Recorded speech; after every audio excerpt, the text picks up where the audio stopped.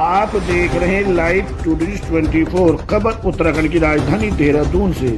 उत्तराखंड नगर निगम चुनाव नजदीक आ रहे हैं। चुनाव को लेकर राजनीतिक गलियारों में चर्चा बनी रहती है। चुनाव के माहौल में कोई न कोई विवादित बयान होते ही रहते हैं। आपको बता दें, इसी तरह कांग्रेस के ईडी के घेराव को लेकर भाजपा की प्रदेश प्रवक्ता कमलेश रमन इसी तरह के बयान से चर्चाओं में आ गई हैं। उन्होंने कहा कि कांग्रेस आज शराफत का चोला पहनकर सड़कों पर उतरकर धरना प्रदर्शन कर रही है, जबकि 70 साल में कांग्रेस ने देश को क्या दिया है। आपको इससे पहले बता दें, श्रीमती कमलेश रमन कांग्रेस में कई जिम्मेदारी पदों पर रह चुकी है, लेकिन कांग्रेस छोड़ने के बाद वो आज प्रदेश प्रवक्ता भाजपा में शामिल है। भाजपा में शामिल होने के बाद उन्होंने कांग्रेस के बारे में क्या कहा, देखिए इस पूरी वीडियो में लाइव टुडे 24।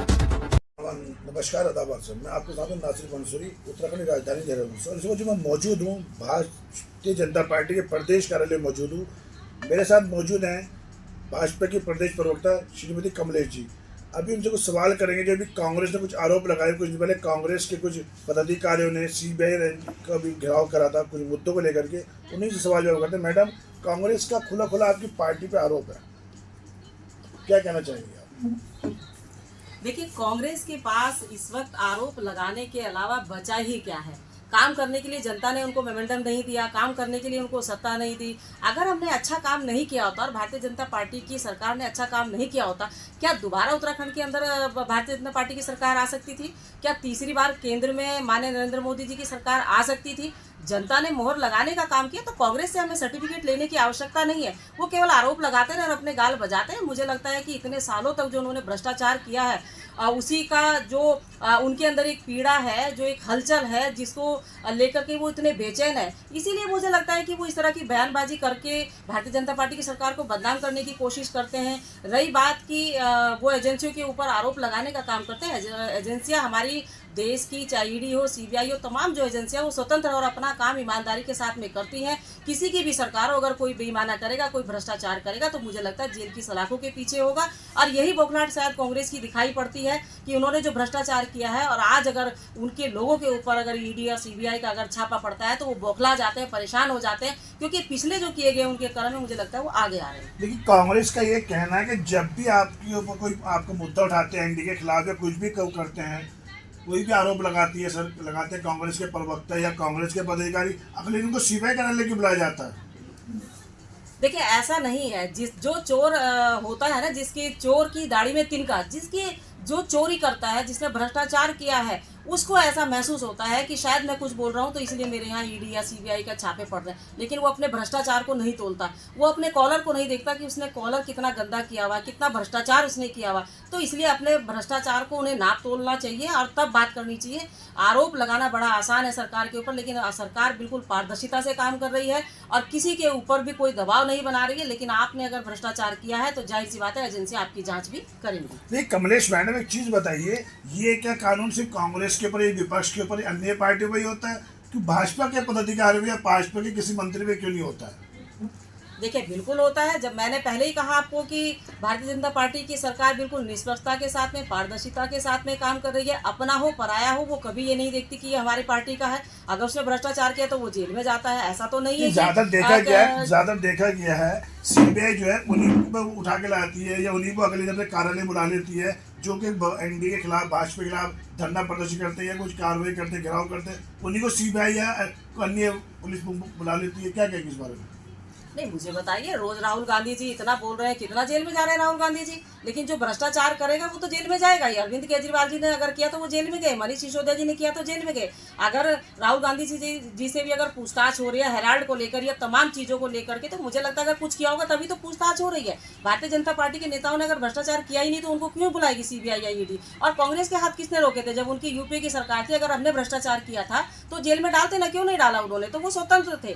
अगर कांग्रेस की सरकार गलत काम करती है और उसमें ईडी और सीबीआई या तमाम हमारी एजेंसियां अपना ईमानदारी के साथ में उनकी जांच करती है या उन्हें बुला करके पूछताछ करने का काम करती है, तो वो सीधा आरोप सरकार पे लगाने का काम करते हैं। सरकार में माननीय नरेंद्र मोदी जी ने स्पष्ट एजेंसियों को आज़ादी दे रखी है, स्वतंत्रता दे रखी है कि जो भ्रष्टाचार करता पाया जाए, चाहे वो मेरा हो चाहे वो पराया हो, किसी को कोई द्वेष भावना नहीं है, इसके तहत वो काम करते हैं। मैं वही आपसे कह रहा हूँ मैडम कि एनडीए जो भाजपा जो सरकार है सिर्फ उन्हीं की कार्रवाई करती, ईडी हो गई, सीबीआई हो गई, जो एनडीए के खिलाफ या भाजपा के खिलाफ जाता है। अभी आपने केजरीवाल जी का नाम लिया, सिसोदिया जी का नाम लिया, राहुल गांधी जी का नाम लिया, लेकिन भाजपा में क्या ऐसे चेहरे हैं जो भ्रष्टाचार के लिए, क्यों नहीं सीबीआई या ईडी जांच कार्रवाई करती है? देखिए, सारे राज्यों में तो भारतीय जनता पार्टी की सरकार नहीं है ना, कहीं पर कांग्रेस की सरकार भी है, कहीं पर और अन्य भी सरकारें हैं, तो वो तो स्वतंत्र हैं। अगर हमारे लोगों ने कहीं भ्रष्टाचार किया तो डाले ना जेल में, क्यों नहीं डालते, किसने रोका है उनको? लेकिन ये हिम्मत दिखाने का काम माननीय नरेंद्र मोदी जी ने किया, स्पष्टता के साथ में काम करने का काम किया, पुष्कर सिंह धामी जी ने किया। अगर गलत काम विपक्ष कर रहा है या उसने किया है, पहले किया हो या अब किया हो या करने जा रहा हो, तो मुझे लगता है कि अगर वो अपने आप थोड़ा सा झांक लें, अपने अंदर ये देख लें इस चीज़ को कि उन्होंने क्या क्या ऐसे भ्रष्टाचार किए हैं। और उनकी तो बहुत बड़ी फहरिस्त है कांग्रेस की, इतनी लंबी फहरिस्त है कि मैं आपको क्या क्या फहरिस्त गिनाऊं भ्रष्टाचार की। तो अगर भ्रष्टाचार किया है तो जाहिर सी बात है जांच भी होगी और पूछताछ भी। भाजपा सरकार में आए दिन बलात्कार हो रहा है महिलाओं पे, जबकि भाजपा का नारा है महिला बचाओ देश बचाओ, नारी पढ़ाओ, हर चीज़ लगाओ। लेकिन मैडम देखा जा रहा है जब से एनडीए की सरकार है, भाजपा की सरकार है, देश में या उत्तराखंड में बलात्कार की घटनाएं बढ़ी, इसको लेकर आप क्या कहते हैं? आप एक खुद एक आप महिला हैं, आप भी एक बेटी हैं किसी, क्या कहेंगे आप इस बारे में?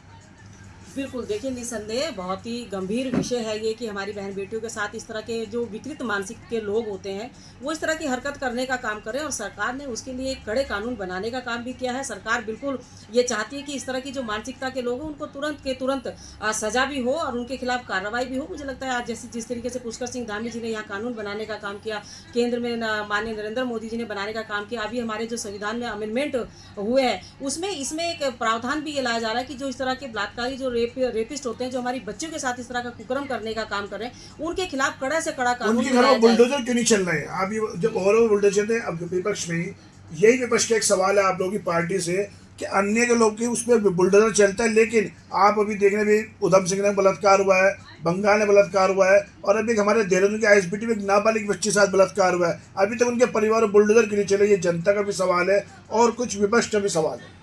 कानून बनाने का काम किया, केंद्र में माननीय नरेंद्र मोदी जी ने बनाने का काम किया, अभी हमारे जो संविधान में अमेंडमेंट हुए हैं उसमें इसमें एक प्रावधान भी ये लाया जा रहा है कि जो इस तरह के बलात्कारी जो रेपिस्ट होते हैं, जो हमारी बच्चियों के साथ इस तरह का कुकर्म करने का काम कर रहे हैं, उनके खिलाफ कड़ा से कड़ा कानून उनके घर बुलडोजर क्यों नहीं चल रहे हैं? आप ये जब और बुलडोजर थे, अब विपक्ष में यही विपक्ष का एक सवाल है आप लोगों की पार्टी से कि अन्य के लोग की उस पर बुलडोजर चलता है, लेकिन आप अभी देखने भी उधम सिंह ने बलात्कार हुआ है, बंगाल में बलात्कार हुआ है, और अभी हमारे देहरादून के आईएसबीटी में एक नाबालिग बच्ची के साथ बलात्कार हुआ है। अभी तक उनके परिवार बुलडोजर क्यों नहीं चले? ये जनता का भी सवाल है और कुछ विपक्ष का भी सवाल है।